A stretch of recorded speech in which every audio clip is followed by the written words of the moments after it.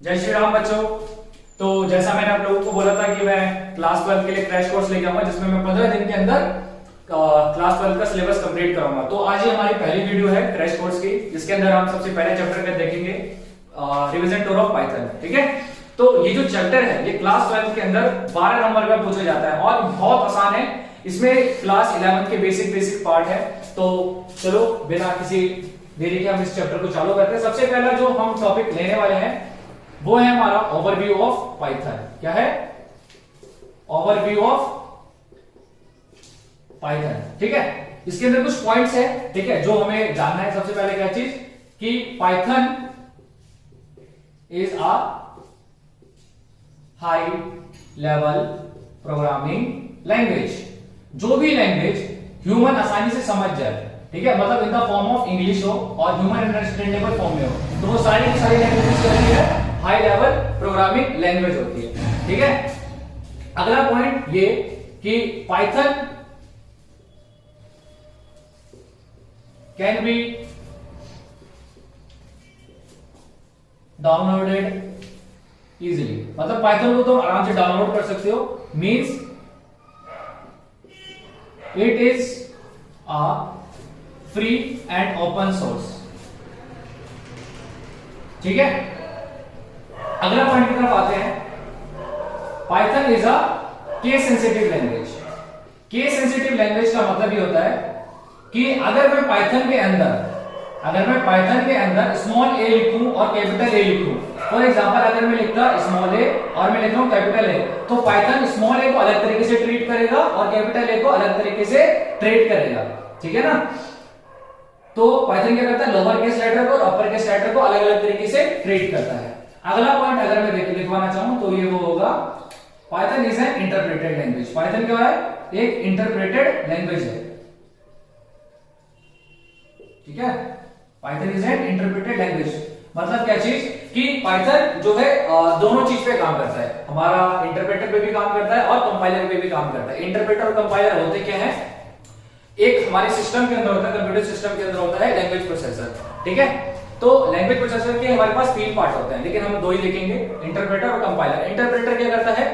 Code को execute करता है लाइन बाय लाइन, और कंपाइलर क्या करता है? कोड को एग्जीक्यूट करता है पूरा, जैसे मैंने प्रोग्राम लिख लिया और आफ्टर दैट उसको मैं रन करूंगा तो मेरे को उसका आउटपुट दिखाएगा। तो ये मेरा काम होता है कंपाइलर का, मतलब पूरे प्रोग्राम को एक साथ रन करना किसका काम होता है?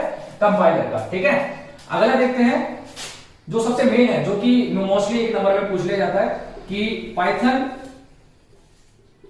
Is developed by Guido van Rossum. ठीक है, पाइथन को किसने डेवलप किया था? ग्यूडो वैन रूसम ने। और ये भी पूछा था कि कब किया था?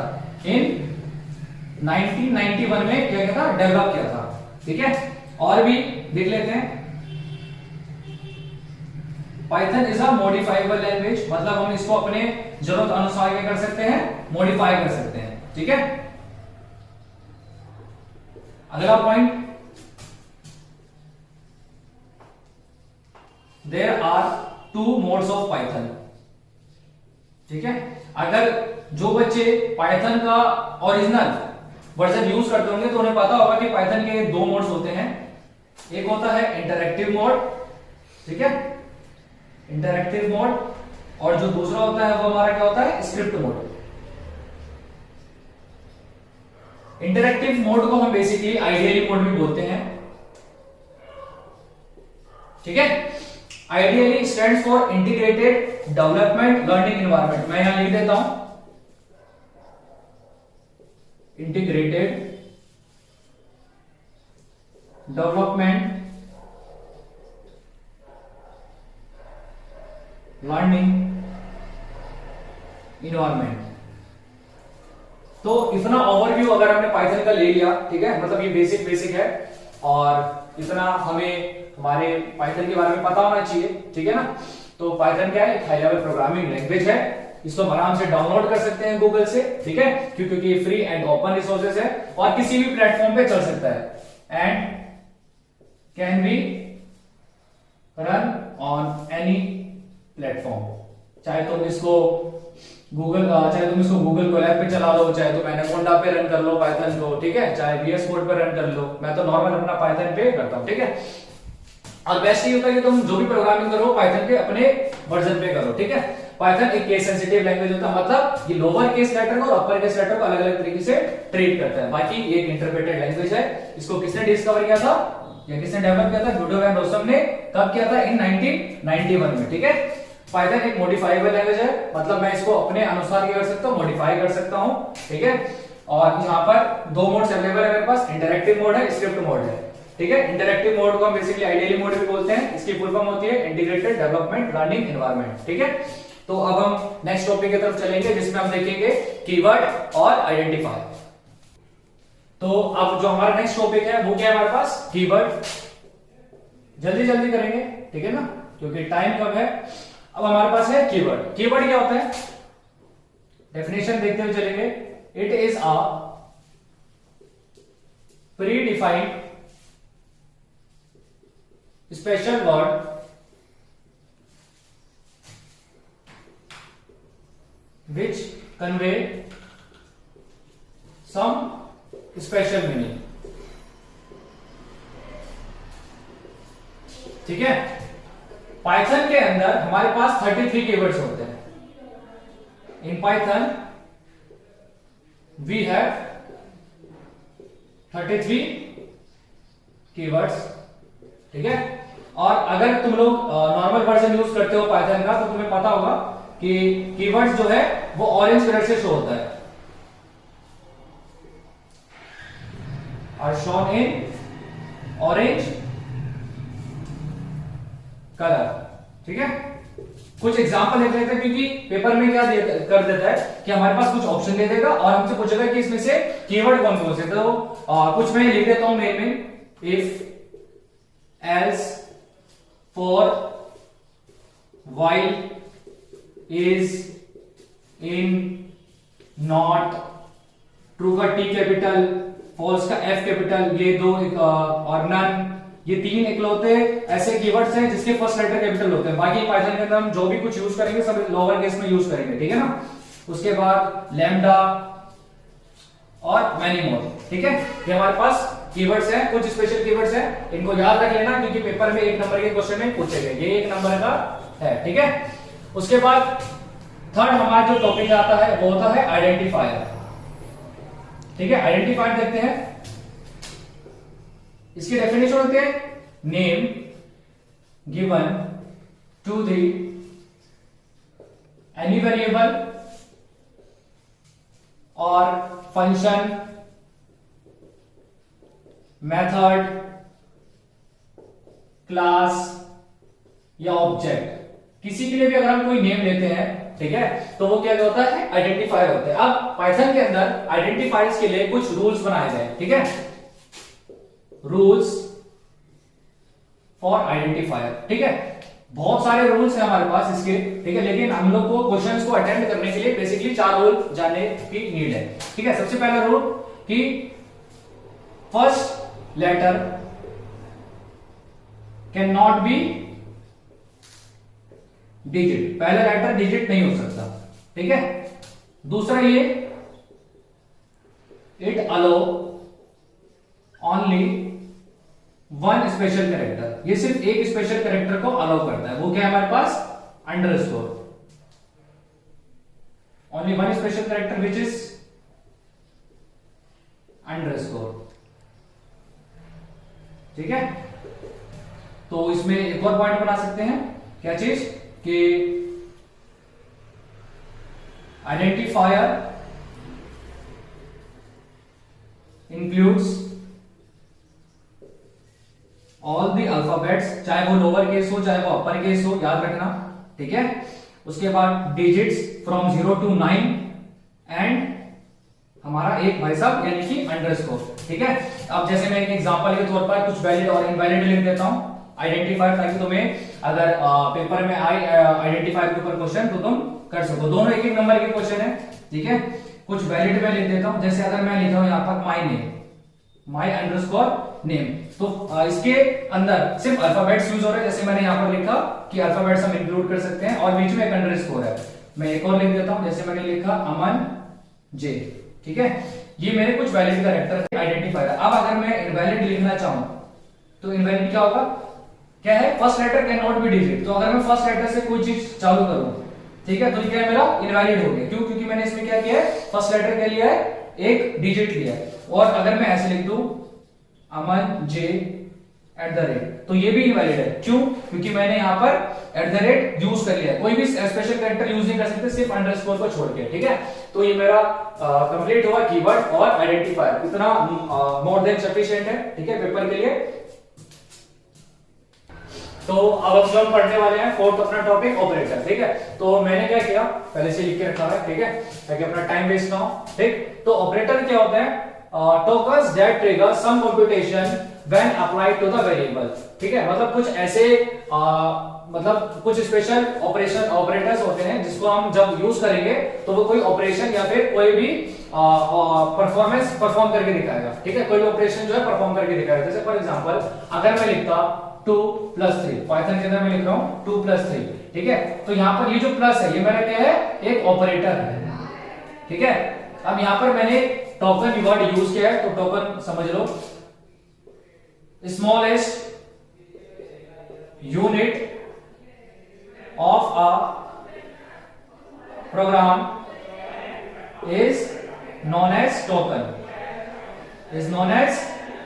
ठीक है। और इसको हम जो है लेक्सिकल यूनिट भी बोलते हैं, ठीक है। ये भी कभी कभार एक नंबर में पूछ लेता है कि टोकन क्या होता है, smallest unit of a program is known as token, और टोकन को हम लोग क्या बोलते हैं, लेक्सिकल यूनिट बोलते हैं। तो ये क्या है, smallest unit of a program है। 2 भी एक टोकन है, प्लस भी एक टोकन है, 3 भी एक टोकन है, लेकिन ऐसा टोकन जो कि कोई ऑपरेशन परफॉर्म करवाए वो क्या है, मेरा ऑपरेटर है, ठीक है। मैंने कुछ ऑपरेटर्स लिखे जो कि हमारे पेपर में मोस्टली यूज आते हैं। पहला हो गया मेरा तुम्हारा अरिथमेटिक ऑपरेटर, ठीक है। अरिथमेटिक ऑपरेटर के अंदर सारे अरिथमेटिक्स वाली चीज आ जाती हैं, जैसे plus, subtraction, multiplication, division, floor division, modulo. Second है मेरा बिटवाइज, ये तुम्हारे सिलेबस के अंदर है बट मैंने फिर भी लिख दिया है, ठीक है। इसके अंदर एंड है, ठीक है, और है। फिर थर्ड है मेरा आइडेंटिटी ऑपरेटर, इज और इज नॉट, ठीक है। फोर्थ मेरा काम आता है रिलेशन जानने के लिए। अगर मैं मान लो कि यहाँ पर अगर इसका एग्जांपल देना चाहूं, ठीक है, अगर मैंने लिखा 10 is greater than 20, relational operator का जो मेरा आउटपुट मुझे मिलता है वो ट्रू और फॉल्स के फॉर्म में मिलेगा। जैसे अगर मैंने लिखा 10 इज ग्रेटर देन 20, तो ये क्या दे देगा, फॉल्स दे देगा, ठीक है। बट अगर मैं यहां पे लिखता कि 30 इज ग्रेटर देन और इक्वल्स टू 40, ठीक है, तो यहां पर 30 40 से बड़ा नहीं है, ना ही बराबर, तो ये भी क्या देगा, फॉल्स देगा। अगर मैं लिखूं 10 इज इक्वल्स टू 10, तो क्या देगा मेरे को, ट्रू, क्योंकि यहाँ पर ये क्या कर रहा है, इसको कंपेयर कर रहा है। ये किसके लिए होता है, कंपेयर के लिए, मतलब लेफ्ट वैल्यू और राइट वैल्यू को दोनों क्या करेगा, कंपेयर करेगा। अगर मैं एक और इसका एग्जांपल देखूं, अगर मैंने मान लो कि लिखा a इज इक्वल्स टू 10, ठीक है, फिर मैंने लिखा b इज इक्वल्स टू 10, तो मैंने क्या किया, एक वेरिएबल लिया a नाम से, उसको मैंने एक वैल्यू असाइन की 10, फिर मैंने दूसरा वेरिएबल लिया b, उसको मैंने वैल्यू असाइन की 10, ठीक है। आफ्टर अगर मैं ये लिखूं a इज b, ठीक है, बच्चों यहाँ जरा ध्यान से देखना कि इस जो होता है ना वो किस पर वर्क करता है, एड्रेस पे, मेमोरी लोकेशन पर। तो अगर मैं पाइथन के अंदर आईडी फंक्शन की मदद से a का एड्रेस चेक करूं और b का एड्रेस चेक करूं, समझने के लिए बता रहा हूं, अगर मैं आईडी फंक्शन की मदद से a और b का एड्रेस चेक करूं तो वो एड्रेस सेम आएगा, ठीक है। लेट्स से कि मेरे पास ये एड्रेस है, ठीक है, तो ये मेरा आईडी मतलब a का भी है और b का भी है, ठीक है। इसलिए जब मैंने लिखा a इज b, तो मुझे क्या देगा, ट्रू देगा, मतलब जो a की वैल्यू 10 है और b की वैल्यू 10 है वो सेम मेमोरी लोकेशन पर स्टोर हुई है। ये मेरा किसका काम होता है, इसका काम होता है। फिर है मेरे पास फिफ्थ है लॉजिकल ऑपरेटर, इसके अंदर आता है एंड और एंड बेसिकली स्टैंड करता है मल्टीप्लिकेशन के लिए और स्टैंड करता है बेसिकली प्लस के लिए, ठीक है। एंड में क्या होता है कि अगर मैंने कोई कंडीशन दी हुई है, ठीक है, मैंने कोई कंडीशन दी है, जैसे अगर मैं लिखूं कि 10 is greater than 20 and 20 is less than 10, अगर मैंने यहां ऐसा कुछ लिखा हुआ है, ठीक है, तो ये वाली कंडीशन भी सही होनी चाहिए, ये वाली कंडीशन भी सेटिस्फाई होनी चाहिए, तभी ये ओवरऑल कंडीशन क्या होगी, ट्रू होगी। अगर और मैं लिख देता हूं तो इन दोनों में से अगर कोई भी एक कंडीशन सेटिस्फाई है, ठीक है, तो वो कंडीशन क्या है, ट्रू है। एंड अगर मल्टीप्लाई है तो उसमें दोनों कंडीशन जो है वो सेटिस्फाई होनी चाहिए, और अगर और है तो उसमें कोई सी भी एक कंडीशन अगर सेटिस्फाई होगी तो हमें हमारा आंसर मिलेगा। ठीक है, ऐसे अगर मान लो कि इसको मैं सॉल्व करना चाहूं तो 10 इज ग्रेटर देन 20, क्या 10 20 से बड़ा है? तो जी नहीं, फॉल्स। ठीक है, एंड 20 इज लेस देन 10, तो ये क्या है? फॉल्स। तो अगर मैं फॉल्स रिप्रेजेंट करता है जीरो को, तो 0 इंटू 0 क्या आता है? 0, तो ओवरऑल आंसर क्या आएगा? फॉल्स। ठीक है, अगर इसको ट्रू होना होता तो ये भी कंडीशन सही होनी चाहिए थी और ये भी, बट अगर मैं यहीं पर और यूज कर लेता यहां पर, तो अगर इन दोनों में से कोई एक भी ट्रू होता तो मुझे आंसर क्या मिलेगा? ट्रू।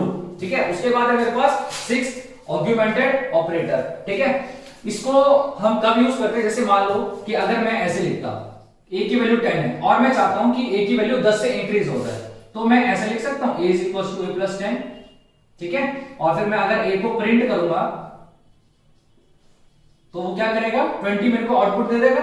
ठीक है, बट इसी को हम इस तरीके से भी लिख सकते हैं, a plus is equal to 10, मतलब लिखने का बस एक खाली दूसरा तरीका है। ठीक है, इसको हम बोलेंगे ऑग्यूमेंटेड ऑपरेटर। जैसे मैंने प्लस इक्वल्स टू लिखा तो minus equals to, asterisk equals to या डिवीजन इक्वल्स टू भी लिख सकते हो। ठीक है, तो ये हमारा टॉपिक है ऑपरेटर। उसके बाद जो हमारी नेक्स्ट वीडियोस आएगी उसमें हम करेंगे नेक्स्ट टॉपिक इसी पाइथन रिवीजन टूल से, उसके अंदर देखेंगे एक्सप्रेशन। ठीक है, और लिटरल्स, और at the last data types. ठीक है, ये हमारी पाइथन डिवीजन टूल फर्स्ट की फिर लास्ट वीडियो की, जिसमें हम एक्सप्रेशन, लिटरल्स और डेटा टाइप्स को देखेंगे। ठीक है, एट द लास्ट मैं आप लोगों को कुछ क्वेश्चन देता हूं। ठीक है, और कोशिश करना है कि उसके सही सही आंसर आप लोग कमेंट में लिखें। ठीक है, जिसका कमेंट मतलब जिसके आंसर्स ठीक होंगे उसको मैं पिन करूंगा।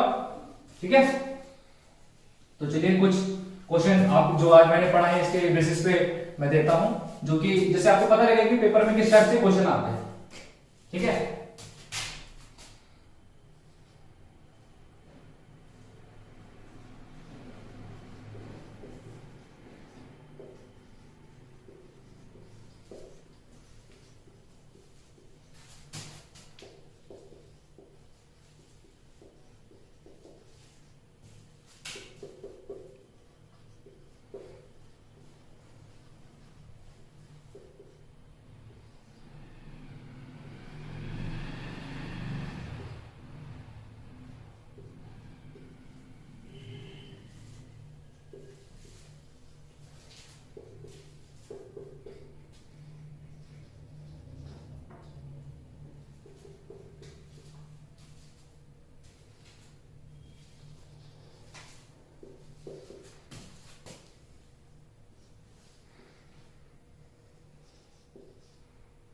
ठीक है, ये फर्स्ट क्वेश्चन हो गया।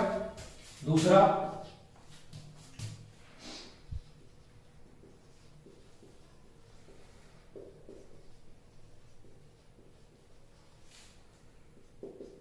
इसमें ऑप्शन बताने हैं कि मतलब कौन कौन सा कीवर्ड है और कौन कौन सा नहीं है। ठीक है,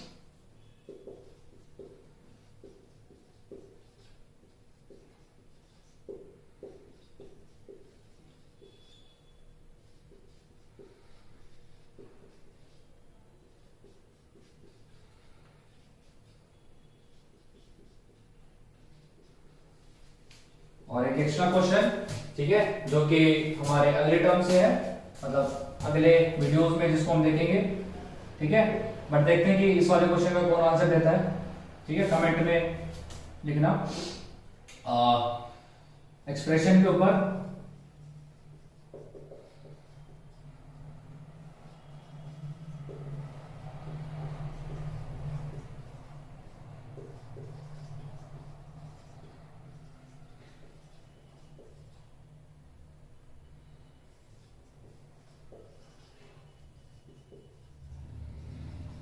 इसमें पहला पार्ट है मेरे पास,